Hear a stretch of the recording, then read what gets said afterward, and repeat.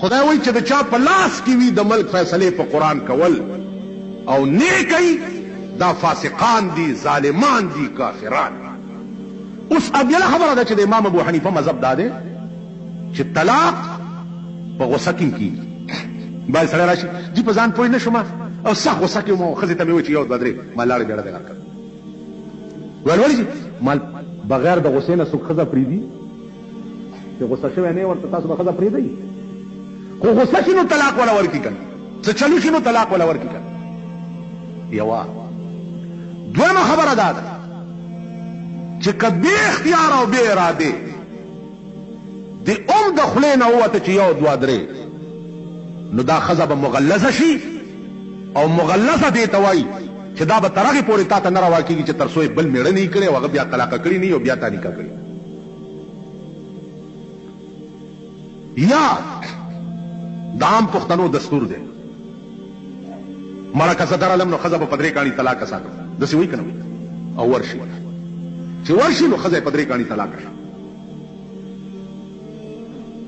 دا مغه تغلیظ دی چې بې حلالۍ نه به دا ښځه دته نه روانه. نو د دې وجې نه دې خبرو کې به ډېر احتیاط کوئ. بل دې کې به ډېر احتیاط کوئ چې دا ښځه یو بل ماشوم له تی ورکړی تی. هغه ورځ یو فیصله شوې ده 9 بچو نه پس قاضي حکم وکړو چې دا ښځه د مېړه نه جدا کړي، دا د خور وه 9 بچي شي. دې کې به ډېر احتیاط کوئ. عام خلق په دې نه پوهېږي. سړی به راشي جي دې جینۍ له زما ښځې تی ورکړی او چې کوم هلک سره زما زوی سره یې تی راودلی هغه هلک لی نه کوم بل زوی لی کوم. دې خبره پوهېږئ؟ بل زوی لی کوم. نو صاحب بل زوی له همغه جینۍ وکړي چې د ده ښځې والا تی ورکړي، نو دا یې خپله خور کړې ده، عمر لی بیړي ته وایي. دې دپاره قانون دی. از جانب شیرده همه خواهش شود و از جانب شیرخوار زوجان فروع. کومه جینۍ چې د کومې ښځې تی وروي د هغه ښځې په ټولو زامنو دا جینۍ حرامه ده. کوم هلک چې د کومې ښځې تی وروي د هغه ښځې ټولې لوڼې په دې هلک حرام دي.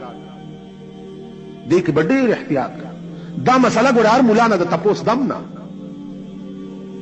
چېرته سورګلې یا به شاګولي. پیرانه یو فتوا راغلې وه، قاضي صاحب پې لیکلي و چې دغه داسې ورته وایي دا جینۍ زه ځکه پې حکم کومه چې هغه هلک لی نه ده کړی چې کومې سره دې تاره ټی راودلی دی د هغه بل رور لی کړی، خپله خور یې ورته نکاح کړې. سړي ویر وکړو ما ته چې اوس خو بچی هم شوی مال ورشه قاضي سره چې هر څه کوې کوئ، مسله دا ده چې رور له دې خور په نکاح کړې. نو دې وجې نه هر ملا نه دا قسمه باریکات تپوس کولو جرأت ونه کوي.